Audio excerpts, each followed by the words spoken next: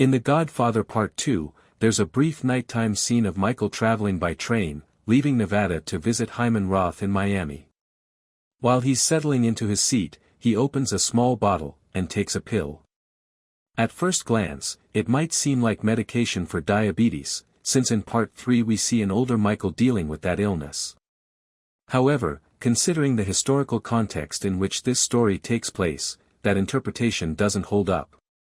The Godfather Part 2 is set in 1959, and at that time, oral medications for diabetes, as we know them today, did not yet exist. What was common, and widely used by executives, politicians, and people under significant pressure, were prescription sedatives. In that period, the most common were barbiturates, designed to ease anxiety, aid sleep, and reduce tension. These medications were effective, but also highly controversial. The reason was their narrow safety margin. The difference between a therapeutic dose and a dangerous one was minimal.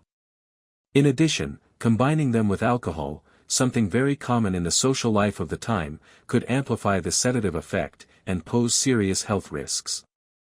The controversy grew even more because, during the 40s, 50s, and 60s, these pills were prescribed very liberally, often to treat nothing more than nerves or stress, without any deep medical diagnosis.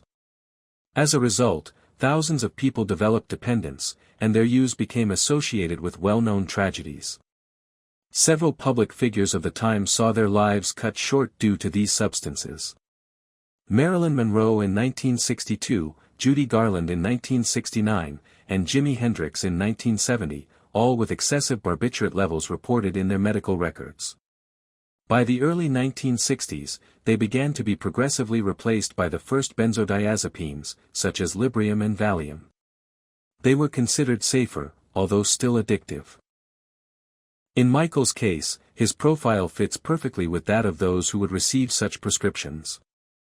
A man under constant pressure, needing to remain calm and project absolute control in every situation.